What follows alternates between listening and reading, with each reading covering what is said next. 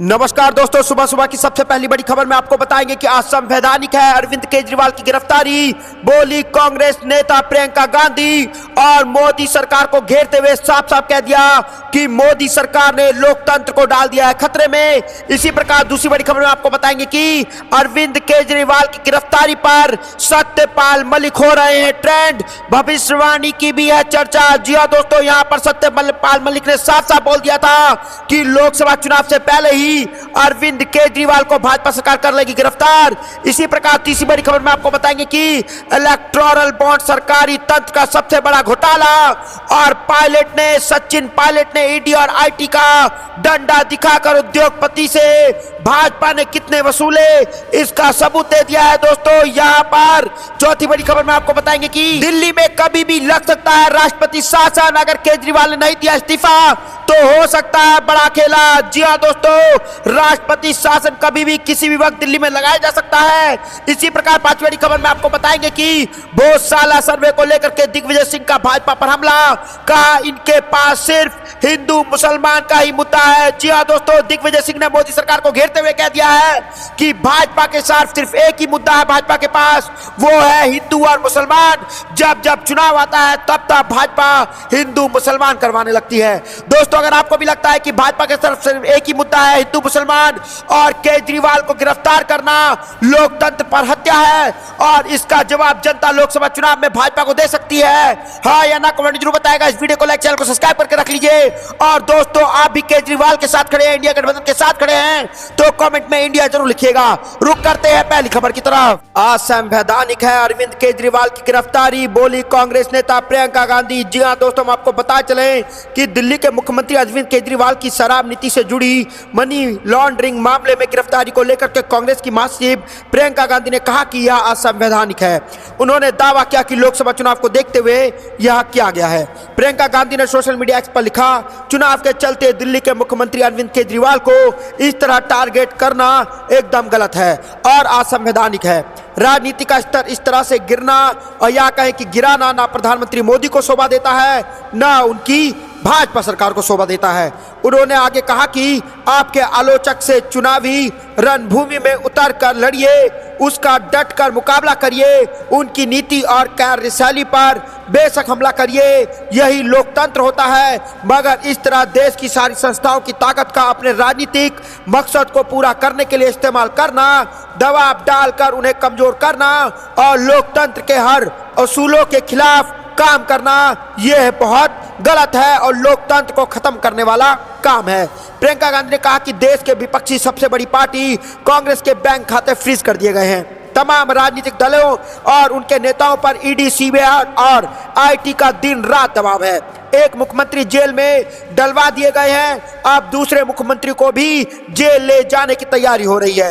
ऐसा शर्मनाक दृश्य भारत के स्वतंत्र इतिहास में पहली बार देखने को मिल रहा है। यहाँ पर आ रही है बड़ी खबर और प्रियंका गांधी ने साफ साफ बोल दिया है कि असंवैधानिक है अरविंद केजरीवाल की गिरफ्तारी और भाजपा जो है वो लोकतंत्र को खतरे में डाल रही है और संविधान को खत्म करने का काम कर रही है। दोस्तों आपको क्या लगता है कि अरविंद केजरीवाल को गिरफ्तार करके ईडी ने बहुत गलत किया है, क्योंकि लोकसभा चुनाव सर पर है और यहाँ पर भाजपा जो है वो ईडी का दुरुपयोग कर रही है, क्योंकि यहाँ पर भाजपा जो है इंडिया गठबंधन से डर गई है। आपको जो भी कुछ लगता है कमेंट जरूर बताएगा। इस वीडियो को लाइक जरूर करेगा। रुक करते हैं अगली खबर की तरफ। अरविंद केजरीवाल की गिरफ्तारी पर सत्यपाल मलिक हो रहे हैं ट्रेंड, भविष्यवाणी की भी चर्चा। जी हाँ दोस्तों, हम आपको बता चले कि दिल्ली के मुख्यमंत्री अरविंद केजरीवाल की गिरफ्तारी के बाद कई नेताओं के बयान आ रहे हैं। कांग्रेस की ओर से राहुल गांधी, संदीप दीक्षित जैसे नेताओं ने उनके साथ खड़े रहने की बात कही, तो वहीं अखिलेश यादव जैसे नेता ने भी गिरफ्तारी पर सवाल उठाया है। इस बीच ट्विटर पर सत्यपाल मलिक जो है वो ट्रेंड हो रहे हैं। उन्होंने बीते साल ही एक इंटरव्यू में कहा था कि अरविंद केजरीवाल को लोकसभा चुनाव से पहले अरेस्ट कर लिया जा सकता है। उनकी बात सही साबित हुई है। ऐसे में यहाँ पर उनके बयान की क्लिप को शेयर करते हुए लोग टिप्पणी कर रहे हैं कि सत्यपाल मलिक की भविष्यवाणी सही साबित हुई है। खुद सत्यपाल मलिक ने भी इस बारे में ट्वीट किया है और कहा है कि मैंने तो पहले ही कहा था कि केजरीवाल को चुनाव से पहले अरेस्ट किया जाएगा। यही नहीं, प्रधानमंत्री नरेंद्र मोदी का नाम लिए बिना ही सत्यपाल मलिक ने हमला बोला। उन्होंने कहा कि गद्दी पर बैठा तानाशाह डरपोक आदमी है जो देश की सरकारी एजेंसियों का गलत इस्तेमाल कर रहा है। बता दें कि सत्यपाल मलिक बीते कई सालों से पीएम नरेंद्र मोदी पर सीधा हमला बोलते रहे हैं और किसान आंदोलन के दौरे से भी वहां पर मोदी सरकार पर हमलावर यहां पर सत्यपाल मलिक रहे हैं। तो दोस्तों, आपको क्या लगता है कि यहां पर केजरीवाल को गिरफ्तार करके मोदी सरकार गिर गई है और यहां पर सत्यपाल मलिक ने जो भविष्यवाणी किया था कि लोकसभा चुनाव 2024 से पहले अरविंद केजरीवाल को गिरफ्तार कर लिया जाएगा क्योंकि अरविंद केजरीवाल से डर गई है मोदी सरकार और भाजपा। दोस्तों, आपको क्या कुछ लगता है कमेंट जरूर बताएगा। और आपको भी लगता है दोस्तों कि अरविंद केजरीवाल को जेल में डाल करके मोदी सरकार ने बहुत बड़ी गलती की है? हाँ या ना कमेंट जरूर बताएगा। वीडियो को लाइक जरूर करिएगा। रुक करता अगली खबर की तरह। इलेक्टोरल बॉन्ड सरकारी तंत्र का सबसे बड़ा घोटाला, सचिन पायलट ने कहा ईडी और आईटी का डंडा दिखाकर उद्योगपतियों से वसूले चंदे। 2 दिवसीय दौरे पर पहुंचे सचिन पायलट रायपुर। जी हां दोस्तों, हम आपको बता चले कि छत्तीसगढ़ कांग्रेस प्रभारी सचिन पायलट ने कहा कि इलेक्टोरल बॉन्ड के नाम पर हजारों करोड़ रुपए का घोटाला हुआ है। इस बॉन्ड को सुप्रीम कोर्ट ने अवैध घोषित कर दिया है। यह दुनिया का में पहली बार ऐसा हुआ है और यहाँ पर जब सरकार के तंत्र में तहत इसका बड़ा घोटाला यहाँ पर हुआ है। रायपुर पहुंचे सचिन पायलट ने कहा कि राहुल गांधी ने जैसे कहा कि यह वसूली का तंत्र बन गया है, अगर खाते सीज होने चाहिए तो भाजपा के होने चाहिए। केंद्र सरकार कांग्रेस के खाते सीज कर रही है, यह बेईमानी है। उन्होंने कहा कि इलेक्टोरल बॉन्ड से भाजपा की जो नीति और नियत में फर्क है वह उजागर हुआ है। तो दोस्तों, यहाँ पर सचिन पायलट ने कहा कि आज चुनाव का समय आया तब भाजपा जानबूझकर बदलने की यहाँ पर भावना से कांग्रेस कमजोर करने का काम कर रही है और कांग्रेस के प्रमुख विपक्षी दल है और केंद्र की सरकार लोकतंत्र की जड़ों को कमजोर करने का यहाँ पर काम कर रही है। उन्होंने कहा कि भारी मात्रा में पैसों को जब्त करना, 32 साल पुराने आयकर प्रकरण का कोई केस थमा देना और बहानेबाजी कर आर्थिक रूप से कांग्रेस को एक प्लेइंग फील्ड ना देना और यहाँ पर यह आचार संहिता का और नैतिकता का उल्लंघन है। इस तरह प्रतिशोध की भावना से काम करना लोकतंत्र को कमजोर करने के बराबर है। सचिन पायलट ने कहा कि इस भाजपा सरकार में कुछ सालों में ही अमीर और अमीर बन गया है जबकि मिडिल क्लास के लोग गरीब होते जा रहे हैं। सरकार ने गरीबों को उनके हाल पर छोड़ दिया है। अब चुनाव से ठीक पहले गैस सिलेंडर और पेट्रोल डीजल पर कुछ पैसे कम कर रही है। 9 साल तक गरीबों की जेब पर डाका डालने के बाद वोट लेते समय इस तरह की चीजें कर रहे हैं तो जनता समझ गई है और यहाँ पर जनता जो है वो लोकतंत्र का सबसे बड़ा मजबूत स्तंभ है और यहाँ पर जनता जो है अपने पावर का प्रयोग करेगी और चुनाव के बाद भाजपा की नींद उड़ जाएगी। दोस्तों, आपको क्या लगता है लोकसभा चुनाव 2024 में इंडिया वर्सेस इंडिया किसकी जीतोगी? कमेंट जरूर बताएगा। इस वीडियो को लाइक जरूर करिएगा। रुक करता अगली खबर की तरफ। क्या दिल्ली में लगेगा राष्ट्रपति शासन? अगर केजरीवाल ने नहीं दिया इस्तीफा तो आगे क्या होगा? जी हाँ दोस्तों, हम आपको बता चले कि मुख्यमंत्री अरविंद केजरीवाल स्वयं और उनके सभी मंत्री भले ही बार बार यह कहते रहे हो कि जेल से ही सरकार चलेगी, लेकिन ऐसा कोई संभावना नजर नहीं आ रहा है क्योंकि संविधान विशेषज्ञों के मुताबिक पूर्व में ही भी ऐसा कोई उदाहरण देखने को नहीं आया है। इसके विपरीत केजरीवाल के मुख्यमंत्री पद से इस्तीफा नहीं देने की सूरत में दिल्ली में राष्ट्रपति शासन भी लगाया जा सकता है। यह भी कहा जा रहा है कि केजरीवाल के लिए जेल नियमावली में कोई बदलाव नहीं किया जा सकता है। तो दोस्तों, यहाँ पर किसी सरकार अधिकारी के जेल जाने की स्थिति में उसे निलंबित करने का कानून है, लेकिन राजनेताओं पर कानूनी तौर पर ऐसा कोई रोक नहीं है। फिर भी चूंकि दिल्ली पूर्ण राज नहीं है, ऐसे में अगर मुख्यमंत्री इस्तीफा नहीं देते हैं तो राष्ट्रपति दिल्ली में राष्ट्रपति शासन लागू कर सकते हैं। तो दोस्तों, यहाँ पर हो सकता है बड़ा खेला। अगर दिल्ली में मुख्यमंत्री अरविंद केजरीवाल ने नहीं दिया इस्तीफा तो दिल्ली में किसी भी वक्त हो सकता है राष्ट्रपति शासन लग सकता है या फिर दिल्ली में जेल से चलेगी आप सरकार। आपको क्या लगता है दोस्तों कि आप दिल्ली की सरकार जो है वो जेल से केजरीवाल चलाएंगे या उनका इस्तीफा को वो करने के बाद राष्ट्रपति शासन लगा दिया जाएगा दिल्ली में और राष्ट्रपति जो है वो पूरे दिल्ली को चलाएंगी? दोस्तों, आपको जो भी कुछ लगता है कमेंट जरूर बताएगा। इस वीडियो को लाइक जरूर करिएगा। रुक करता है अगली खबर की तरफ। बहुत साल सर्वे को लेकर के दिग्विजय सिंह का भाजपा पर हमला, कहा इसके पास सिर्फ हिंदू मुसलमान ही मुद्दा है। जी हाँ दोस्तों, हम आपको बता चले कि मध्य प्रदेश हाईकोर्ट की इंदौर बेंच के आदेश पर धार स्थित भोजशाला का वैज्ञानिक सर्वे आज से शुरू हो गया है। दिल्ली और भोपाल से आई अफसरों की टीम सुबह 6 बजे भोजशाला पहुंची और टीम ने भवन की निरीक्षण किया और सर्वे में काफी सतर्कता बरती जा रही है। इस दौरान सभी के फोन बाहर ही रखवा लिए गए हैं, जबकि 60 कैमरों से निगरानी की जा रही है। वहीं अब इस सर्वे को लेकर के कांग्रेस नेता दिग्विजय सिंह ने भाजपा पर निशाना साधा है। उन्होंने कहा है कि चुनाव से पहले इनका सिर्फ हिंदू मुसलमान ही मुद्दा होता है, क्या इसको यही समय मिला ये सब करने का? जी हाँ दोस्तों, यहाँ पर दिग्विजय सिंह ने हिंदू मुसलमान के मुद्दे पर फिर से मोदी सरकार को घेर लिया है और साफ साफ कहा है कि आखिरकार लोकसभा चुनाव में ही और लोकसभा चुनाव से पहले ही हिंदू मुसलमान का मुद्दा जो है वो इस देश में इतनी तेजी से क्यों फैलने लगता है? क्या भारत देश में भाजपा के पास सिर्फ जो है यहाँ पर हिंदू मुसलमान ही एक मुद्दा है या इसके अलावा कोई और भी मुद्दा है? दोस्तों, आपको क्या लगता है कि ये जो हाईकोर्ट इंदौर ने जो आदेश दिया है वो भोजशाला का निरीक्षण करने का, सर्वे करने का वैज्ञानिकों को, क्या उसको लोकसभा चुनाव 2024 के बाद नहीं किया जा सकता था? क्या हिंदू मुसलमान फिर एक मुद्दा बनाया जा रहा है लोकसभा चुनाव से पहले? क्या मोदी सरकार यह हिंदू मुसलमान के मुद्दे पर फिर से लोकसभा चुनाव जीत जाएगी या फिर अब की बार जनता लोकतंत्र को बचाने के लिए वोट देगी और भाजपा की उड़ा सकती है जनता नींद? क्योंकि यहाँ पर जनता जो है वो सब कुछ समझ चुकी है कि आखिरकार इलेक्टोरल बॉन्ड को लेकर के किसने कितना बड़ा घोटाला किया है और आखिरकार किसकी ये सरकार है, क्योंकि चंदा जो पार्टी को देता है उसकी ही पार्टी जो है सरकार बन के रह जाती है। दोस्तों, आपको क्या लगता है लोकसभा चुनाव के बाद पूंजीपतियों की ही सरकार रहेगी या फिर आम लोगों की सरकार आने जा रही है? हाँ या ना कमेंट जरूर बताएगा। इस वीडियो को लाइक जरूर करेगा। रुक करता है अगली खबर की तरफ। लालू यादव की 2 बेटी लड़ेंगी चुनाव। रोहिणी बोली, जनता के आदेश पर आई हूँ, छपरा से लड़ेंगी चुनाव। मीसा भारती नहीं छोड़ेंगी पाटलिपुत्र। जी हाँ दोस्तों, हम आपको बता चले कि लालू यादव की 2 बेटी लोकसभा चुनाव लड़ने जा रही हैं। अपनी एक किडनी डोनेट कर पिता को नई जिंदगी देने वाली रोहिणी आचार्य अब लालू की राजनीतिक विरासत संभालने के लिए तैयार हैं। सब कुछ ठीक रहा तो वह छपरा से चुनावी मैदान में उतरेंगी। लालू की बड़ी बेटी मीसा भारती पाटलिपुत्र सीट पर फिर चुनाव लड़ेंगी। सिंगापुर में रहने वाली रोहिणी के चुनाव लड़ने के कयास कई दिनों से लगाए जा रहे थे, लेकिन अब लालू परिवार के सूत्रों ने दैनिक भास्कर से इसकी पुष्टि कर दी है। सूत्रों के मुताबिक रोहिणी को पिछले 1 महीने में छपरा, काराकाट, पश्चिमी चंपारण, मधेपुरा और पाटलिपुत्र जैसे सीटों पर चुनाव लड़ाने का ऑफर आया हुआ है। खुद लालू प्रसाद यादव बेटी को चुनाव लड़ाने के इच्छुक हैं और इसकी जानकारी रोहिणी आचार्य को भी दे दी गई है।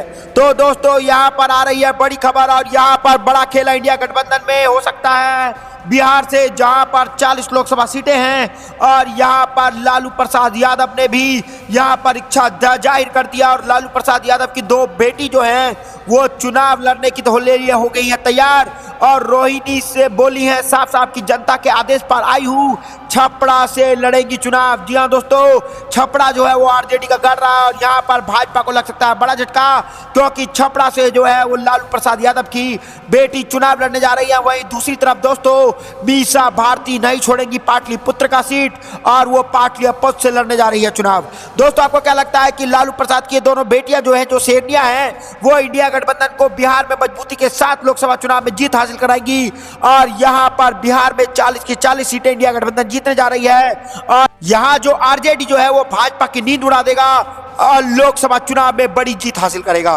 दोस्तों, आपको क्या लगता है कि 40 की 40 बिहार लोकसभा सीट जो है वो एनडीए वर्सेस इंडिया में किसको कितनी सीटें मिलेगी? कमेंट जरूर बताएगा। वीडियो को लाइक जरूर करेगा। रुक करता है अगली खबर की तरफ। ममता बनर्जी ने की अरविंद केजरीवाल की गिरफ्तारी की कड़ी आलोचना, कहा लोकतंत्र पर खुलेआम हमला हो रहा है। जी हाँ दोस्तों, हम आपको बता चले कि दिल्ली के मुख्यमंत्री अरविंद केजरीवाल को देर रात ईडी की टीम ने गिरफ्तार कर लिया है। इसको लेकर के विपक्षी लगातार भाजपा पर निशाना साध रहे हैं। अब पश्चिम बंगाल के मुख्यमंत्री ममता बनर्जी ने केजरीवाल की गिरफ्तारी की आलोचना की है, साथ ही इसे विपक्षी मुख्यमंत्रियों पर सोची समझी कार्रवाई बताई है। तृणमूल कांग्रेस की प्रमुख यहाँ पर ममता बनर्जी ने ऐलान कर दिया है कि इंडिया ब्लॉक के प्रतिनिधि विपक्षी नेताओं की गिरफ्तारी पर अपनी आपत्ति जताने के लिए चुनाव आयोग से मुलाकात करेंगे और यहां पर फिर से हो सकता है बड़ा खेला। दोस्तों, यहां पर उन्होंने सोशल मीडिया प्लेटफॉर्म एक्स पर कहा, मैं लोगों द्वारा चुने गए दिल्ली के मुख्यमंत्री अरविंद केजरीवाल की गिरफ्तारी की कड़ी आलोचना करती हूं और मैंने सुनीता केजरीवाल से संपर्क कर अपना अटूट समर्थन और एकजुटता जो है यहां पर व्यक्त कर दिया है और ममता बनर्जी ने निर्वाचन विपक्षी मुख्यमंत्रियों को निशाना बना रहे जाने की निंदा की है और साथ ही इस बात की भी और ध्यान दिलाया है कि किसी तरह सीबीआई ईडी की जांच का सामना कर रहे लोगों को भाजपा में शामिल होने के बाद निर्दोष साबित कर दिया जाता है। उन्होंने कहा कि यह अपमानजनक है और विपक्षी मुख्यमंत्री को जानबूझकर निशाना बनाया जा रहा है और गिरफ्तार किया जा रहा है, जबकि भाजपा के साथ गठबंधन करने पर सीबीआई और ईडी के जांच के तहत आरोपी व्यक्तियों को बिना किसी दंड के अपने कदाचार को जारी रखने की अनुमति दी जा रही है। यहां लोकतंत्र पर खुलेआम हमला है। तो दोस्तों, यहां पर ममता बनर्जी ने दे दिया है यहां पर अरविंद केजरीवाल का साथ और साफ साफ बोल दिया है कि अरविंद केजरीवाल को गिरफ्तार करना जो है वो लोकतंत्र को खुलेआम हमला करना है। और यहां पर भाजपा सरकार जो है वो धीरे धीरे लोकतंत्र की हत्या कर रही है, क्योंकि इंडिया गठबंधन में जितने भी नेता जुड़े हुए हैं, जितने भी विपक्षी दल जुड़े हुए हैं, उनकी जिस राज्य में सरकार है उस राज्य में ईडी सीबीआई की जांच चल रही है और उनके मुख्यमंत्रियों को हेमंत सोरेन के बाद अब केजरीवाल को भी जेल में डाल दिया गया है और किसी और का नंबर भी आप भाजपा लगा सकती है। दोस्तों, आपको क्या लगता है कि भाजपा इंडिया गठबंधन से डर गई है और इस डर को रोकने के लिए ईडी का सहयोग कर साथ ले रही है और ईडी पर दबाव डाल रही है कि सबको गिरफ्तार करके जेल में डाल दिया जाए? हाँ या ना कमेंट जरूर बताएगा। वीडियो को लाइक जरूर करेगा। रुक करता अगली खबर की तरफ। नरेंद्र मोदी आम चुनाव से निश्चिंत पराजय होंगे, केजरीवाल की गिरफ्तारी पर भर के पप्पू यादव। जी हां दोस्तों, हम आपको बता चले कि ईडी ने आबकारी नीति मामले में गुरुवार को 2 घंटे की पूछताछ के बाद दिल्ली के मुख्यमंत्री अरविंद केजरीवाल को उनके घर से गिरफ्तार कर लिया है। गिरफ्तारी के बाद राजनीतिक बयानबाजी शुरू हो गई है। इस मामले को लेकर के कांग्रेस नेता पप्पू यादव ने एक्स पर पीएम नरेंद्र मोदी पर हमला बोला है। उन्होंने कहा कि अरविंद केजरीवाल जी की गिरफ्तारी दर्शाता है कि नरेंद्र मोदी जी आम चुनाव में निश्चित पराजय से आतंकित हो चुके हैं। और दोस्तों, यहाँ पर मोदी सरकार को पता लग गया है कि अगर इंडिया गठबंधन को तोड़ा ना गया तो यहाँ पर भाजपा का जीतना हो जाएगा मुश्किल। पप्पू यादव ने एक्स पर लिखा कि दिल्ली के मुख्यमंत्री अरविंद केजरीवाल जी की गिरफ्तारी दर्शाता है कि नरेंद्र मोदी जी आम चुनाव में निश्चित पराजय से आतंकित हैं और यहाँ पर भाजपा 200 पार नहीं कर रही है, इसलिए वह हर हथकंडा अपना रहे हैं और कांग्रेस का बैंक अकाउंट फ्रीज कर रहे हैं। वही ईडी सीबीआई आईटी के जरिए खुलेआम गुंडागर्दी कर रहे हैं।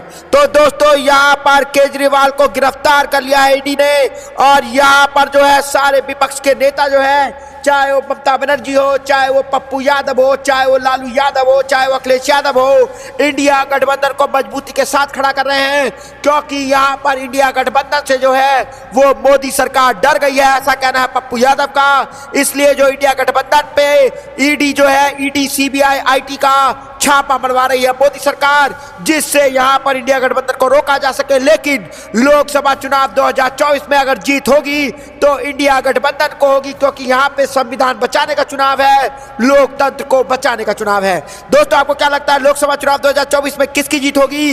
लोकतंत्र को सुरक्षित रखा जाएगा और जनता किसका साथ देगी और क्या संविधान खतरे में है या नहीं? कमेंट जरूर बताएगा। इस वीडियो को लाइक जरूर करिएगा। रुक करते हैं अगली खबर की तरफ। केजरीवाल की गिरफ्तारी पर एनसीपी शरद पवार गुट का भाजपा पर निशाना, यह लोकतंत्र के लिए घातक।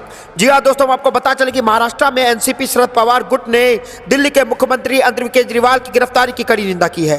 एनसीपी शरद पवार गुट के राष्ट्रीय प्रवक्ता कलाडर क्रैशो यहां पर ने केजरीवाल की गिरफ्तारी को लेकर के भाजपा केंद्र पर हमला बोला है।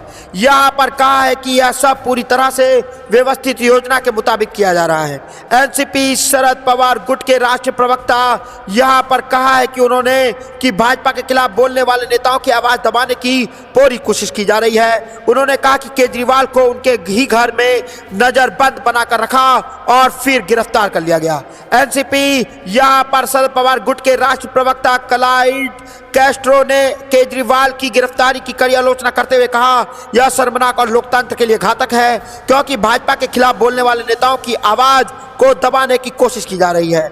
आप केवल इंडिया गठबंधन को ही निशाना क्यों बना रहे हैं? इंडिया अलायंस मजबूत है, अब हम और डट कर लड़ेंगे और देश की जनता को भी समझाना पड़ेगा कि यह लोकतंत्र के लिए कितना घातक है। तो दोस्तों, यहाँ पर इंडिया पर जो है वो ईडी ने केजरीवाल को गिरफ्तार कर लिया है। उसके बाद विपक्षी नेता जितने भी हैं वो सब मोदी के खिलाफ उतर गए हैं और साफ साफ कह रहे हैं ये लोकतंत्र को खतरे में डाल रही है भाजपा, क्योंकि यहाँ पर ईडी सीबीआई का दुरुपयोग कर, आईटी का दुरुपयोग कर विपक्षी नेताओं को डराया जा रहा है।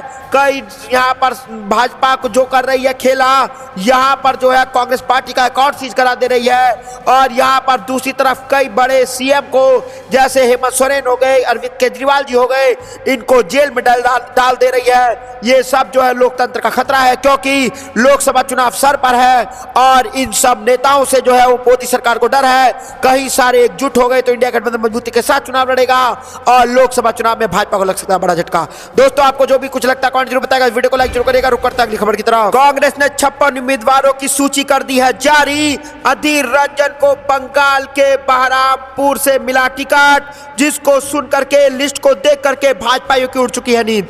जी हाँ दोस्तों, यहाँ पर कांग्रेस लोकसभा चुनाव की तैयारी में जुट चुकी है और यहाँ पर जो है वो 56 उम्मीदवारों की सूची जारी कर दी है कांग्रेस ने।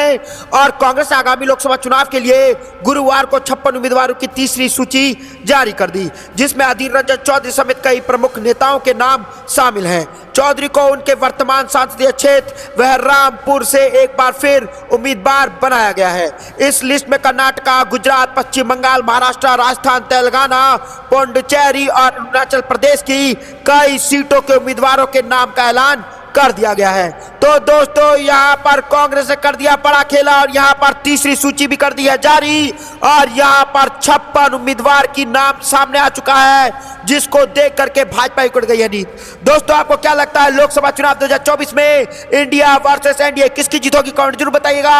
और दोस्तों अगर आप भी इंडिया गठबंधन के साथ जुटे हैं तो कमेंट में जय हिंद जरूर लिखिएगा। जय हिंद, जय भारत।